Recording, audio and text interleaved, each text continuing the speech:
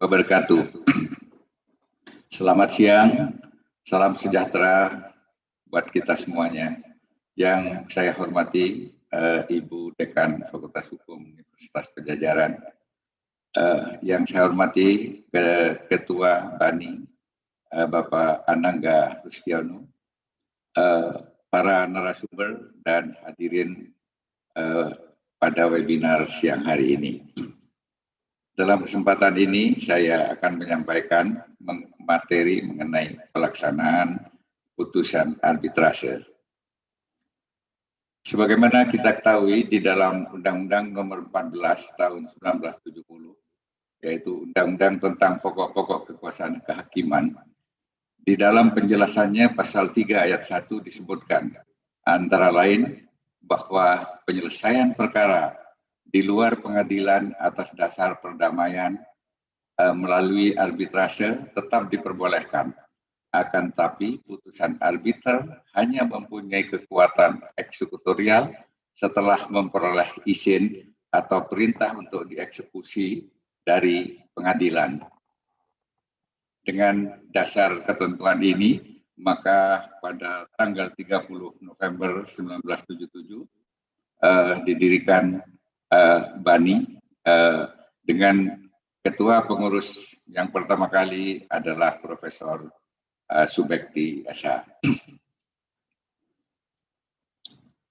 Selanjutnya, pada tanggal 12 Agustus 1999 diundangkanlah Undang-Undang Nomor 30 Tahun 1999 tentang arbitrase dan alternatif penyelesaian sengketa, dan undang-undang tersebut menyatakan tidak berlakunya peraturan sebelumnya, yaitu pasal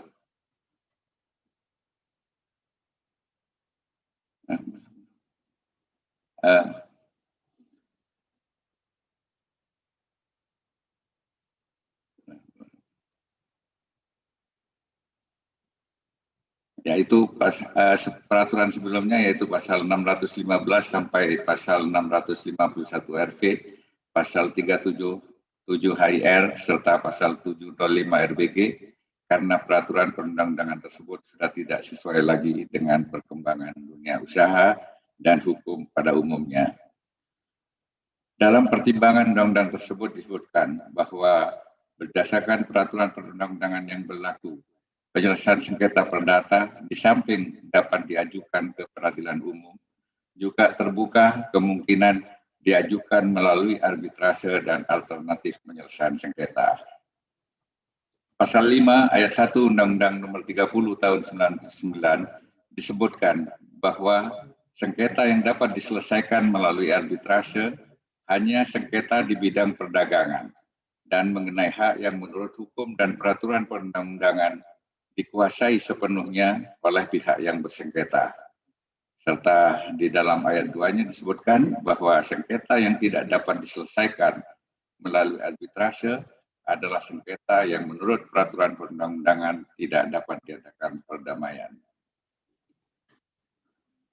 Dalam penjelasan pasal 66 huruf B yang dimaksud dengan ruang lingkup hukum perdagangan dalam arbitrase internasional adalah kegiatan-kegiatan antara lain di bidang perniagaan, perbankan, keuangan, penanaman modal, industri, dan hak kekayaan intelektual. Seorang atau beberapa orang arbiter yang ditunjuk oleh para pihak secara tertulis dan diterimanya penunjukan tersebut oleh arbiter mengakibatkan bahwa arbiter akan memberikan putusannya secara jujur, adil, dan sesuai dengan ketentuan yang berlaku, dan para pihak akan menerima putusannya secara final dan mengikat seperti yang telah diperjanjikan bersama. Pelaksanaan keputusan arbitrase diatur dalam pasal 59 sampai dengan pasal 64 Undang-Undang Arbitrase, dan untuk arbitrase nasional, dan dari pasal 65 sampai pasal 69 untuk arbitrase internasional. Bagi putusan arbitrase nasional, dalam waktu 30 hari sejak putusan diucapkan, lembar asli atau salinan otentik putusan diserahkan dan didaftarkan kepada Panitera Pengadilan Negeri dengan pencatatan dan penandatanganan pada bagian pinggir putusan, dan catatan tersebut merupakan akte pendaftaran dan diserahkan juga lembar asli pengangkatan sebagai arbiter atau salinan otentiknya pada panitera pengadilan negeri. Dan bila hal ini tidak dipenuhi, mengakibatkan putusan arbitrase tidak dapat dilaksanakan. Putusan arbitrase bersifat final dan mempunyai kekuatan hukum tetap dan mengikat para pihak, dan dengan demikian tak dapat diajukan banding, kasasi, dan peninjauan kembali.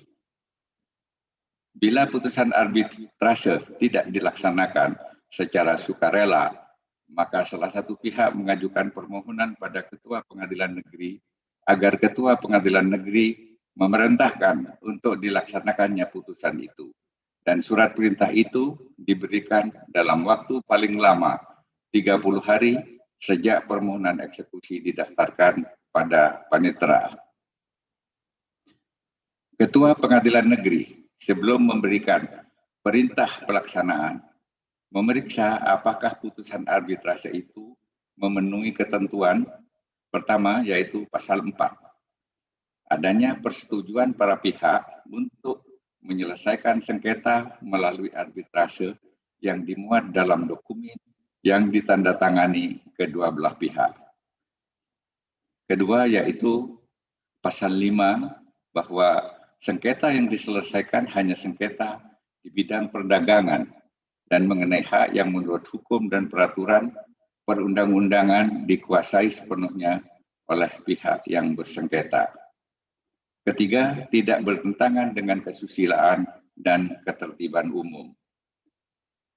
Undang-undang tidak memberi definisi tentang tidak bertentangan dengan ketertiban umum. Kalau kita melihat jurisprudensi, yaitu putusan Mahkamah Agung nomor 1205K garing PDT 1990 dalam perkara Yani Haryanto melawan Edi F. Man Sugar Limited, rasio desidendi sebagai alasan dan pertimbangan hukum Mahkamah Agung bahwa putusan arbitrase asing tidak dapat dilaksanakan di Indonesia jika bertentangan dengan ketertiban umum, termasuk tidak terbatas bertentangan dengan hukum positif Indonesia, in casu Keputusan Presiden nomor 43 tahun 1971 dan Kepres nomor 39 tahun 1978. Begitu pula putusan dari Pengadilan Negeri Jakarta Pusat nomor 86 PDTG 2002 PN Jakarta Pusat dalam perkara Karahabodas Company melawan Pertamina dan PLN, yang dalam pertimbangannya menyebutkan bahwa frasa bertentangan dengan ketertiban umum adalah sebagai bertentangan dengan hukum positif Indonesia, sehingga mengandung sebab yang terlarang dan karenanya tidak mempunyai daya hukum mengikat. Hukum positif Indonesia in casu Kepres nomor 39 tahun 1979, Kepres nomor 47 tahun 1997, dan Kepres nomor 5 tahun 1998. Apabila putusan arbitrase tidak memenuhi hal di atas, maksudnya yang 3 hal tadi, Ketua Pengadilan Negeri menolak permohonan pelaksanaan eksekusi, dan terhadap putusan Ketua Pengadilan Negeri tersebut tidak terbuka upaya hukum apapun, dan Ketua Pengadilan Negeri tidak memeriksa pertimbangan dari putusan arbitrase. Putusan arbitrase yang telah dibubui perintah Ketua Pengadilan Negeri dilaksanakan sesuai ketentuan pelaksanaan putusan perkara perdata yang telah berkekuatan hukum tetap. Eksekusi putusan perkara perdata yang telah berkekuatan hukum tetap diatur dalam pasal 195 sampai pasal 205 dan pasal 209 sampai dengan pasal 224 HIR dan pasal 225 sampai 228 HIR, pasal 206 sampai 254 RBG, serta pasal 50 dan 60 Undang-Undang Peradilan Umum Begitu juga dalam Undang-Undang Kekuasaan Kehakiman serta Surat Edaran Mahkamah Agung. Putusan yang dapat dieksekusi yaitu putusan yang bersifat kondemnator, yang dalam diktum putusannya terdapat perintah yang menghukum pihak yang kalah, yaitu 1. Menghukum atau memerintahkan menyerahkan sesuatu barang. 2. Menghukum atau memerintahkan pengosongan sebidang tanah. 3. Menghukum atau memerintahkan melakukan suatu perbuatan. 4. Menghukum atau memerintahkan penghentian suatu perbuatan atau keadaan. Dan 5. Menghukum atau memerintahkan melakukan pembayaran sejumlah uang. Ditinjau dari sifatnya, ada 3 macam putusan, yaitu putusan deklarator adalah bersifat pernyataan atau penegasan tentang suatu keadaan atau kedudukan hukum semata, misalnya putusan yang menyatakan perjanjian jual beli sah atau barang sengketa sah milik penggugat.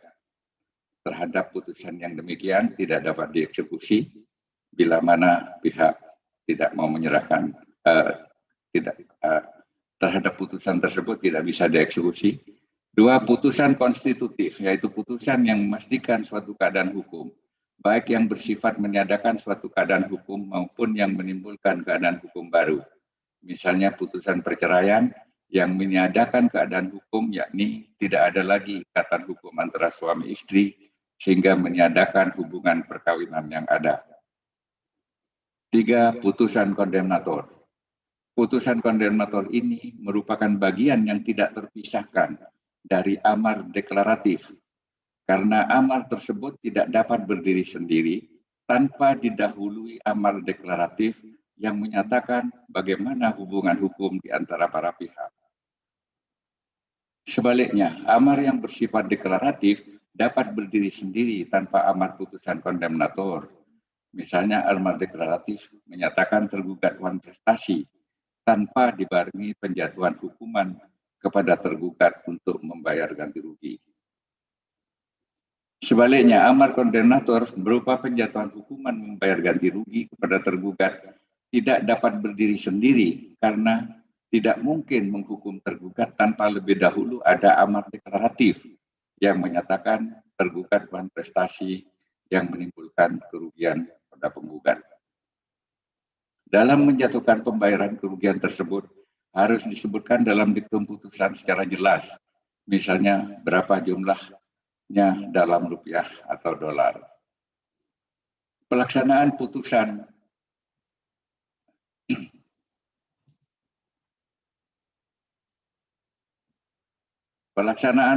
atas perintah Ketua Pengadilan Negeri dan dilaksanakan oleh Panitera terhadap pelaksanaan putusan diktum putusan mengenai pembayaran sejumlah uang, jika pihak yang kalah tidak melaksanakan putusan secara sukarela, maka setelah pihak yang menang mengajukan permohonan eksekusi, Ketua Pengadilan Negeri bila berpendapat bahwa putusan itu bisa dilaksanakan, maka Ketua Pengadilan akan menyuruh memanggil pihak yang tereksekusi dan Ketua menegur atau anmaneng termohon untuk memenuhi putusan tersebut dalam tempo 8 hari. Mas.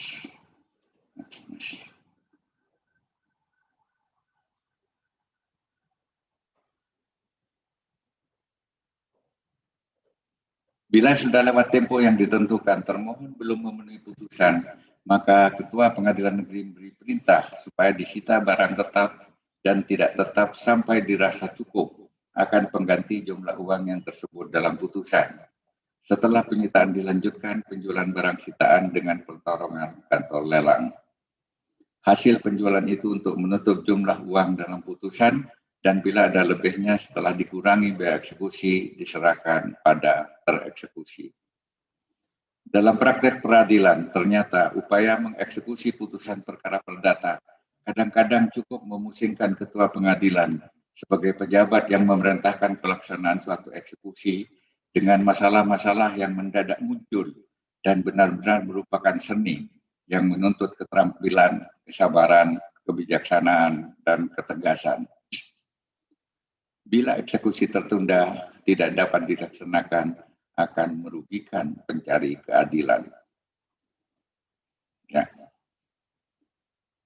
Terhadap putusan arbitrase ini, setelah didaftarkan ke pengadilan negeri, para pihak dapat mengajukan permohonan pembatalan berdasarkan pasal 70 Undang-Undang Nomor 30 Tahun 99, dan apabila permohonan tersebut dikabulkan oleh pengadilan negeri, dapat diajukan permohonan banding. Ini istilah dalam undang-undang.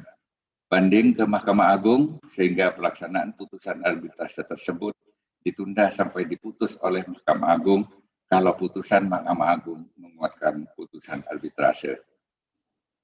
Pelaksanaan putusan arbitrase internasional diatur dalam pasal 65 sampai 69 Undang-Undang Arbitrase. Yang berwenang menangani masalah pengakuan dan pelaksanaan putusan arbitrase internasional adalah Pengadilan Negeri Jakarta Pusat. Permohonan pelaksanaan putusan tersebut didaftarkan kepada Pengadilan Negeri Jakarta Pusat dengan disertai lembar asli atau salinan otentik putusan arbitrase dan naskah terjemahan resminya dalam bahasa Indonesia, serta salinan otentik perjanjian yang menjadi dasar putusan arbitrase internasional itu dengan terjemahan resminya dalam bahasa Indonesia, serta keterangan dari perwakilan diplomatik RI di negara tempat putusan arbitrase itu ditetapkan yang menyatakan bahwa negara pemohon terikat pada perjanjian dengan negara RI perihal pengakuan dan pelaksanaan putusan arbitrase internasional. Putusan arbitrase nasional hanya diakui serta dapat dilaksanakan di wilayah RI apabila memenuhi syarat sebagaimana disebutkan dalam pasal 66 Undang-Undang Arbitrase yang pada pokoknya putusan Mohon izin, Prof. Saleh, mungkin 2 menit lagi bisa diselesaikan. Terima kasih. Ya, memenuhi putusan arbitrase internasional dijatuhkan oleh arbiter di negara dengan negara RI terikat perjanjian bilateral mengenai pengakuan dan pelaksanaan putusan arbitrase internasional, juga terbatas pada putusan yang menurut hukum Indonesia termasuk ruang lingkup hukum perdagangan. Putusan itu tidak bertentangan dengan ketertiban umum. Kemudian putusan itu memperoleh eksekutor dari Ketua Pengadilan Negeri Jakarta Pusat, dan putusan menyangkut negara RI sebagai salah satu pihak dalam sengketa hanya dapat dilaksanakan setelah memperoleh eksekutor dari Mahkamah Agung RI yang selanjutnya dilimpahkan kepada Pengadilan Negeri. Bila Ketua Pengadilan Negeri Jakarta Pusat mengakui dan melaksanakan putusan arbitrase internasional, tidak dapat diajukan banding atau kasasi. Apabila KPN Jakarta Pusat menolak untuk mengakui dan melaksanakan putusan arbitrase internasional, dapat diajukan kasasi. Dan setelah diperiksa, kasasi tersebut oleh Mahkamah Agung diputus dan putusannya tidak dapat diajukan peninjauan kembali. Tata cara penyitaan serta pelaksanaan putusan mengikuti tata cara sebagaimana ditentukan oleh hukum acara perdata seperti tadi yang telah saya uraikan. Dengan demikian, agar putusan arbitrase nasional maupun internasional selain harus memenuhi syarat formal sebagaimana disebutkan dalam Undang-Undang Nomor 30 Tahun 99 juga harus bersifat kondemnator sehingga dapat dieksekusi atau dilaksanakan sebagaimana ketentuan hukum acara perdata. Sekian yang saya sampaikan. Terima kasih. Assalamualaikum warahmatullahi wabarakatuh.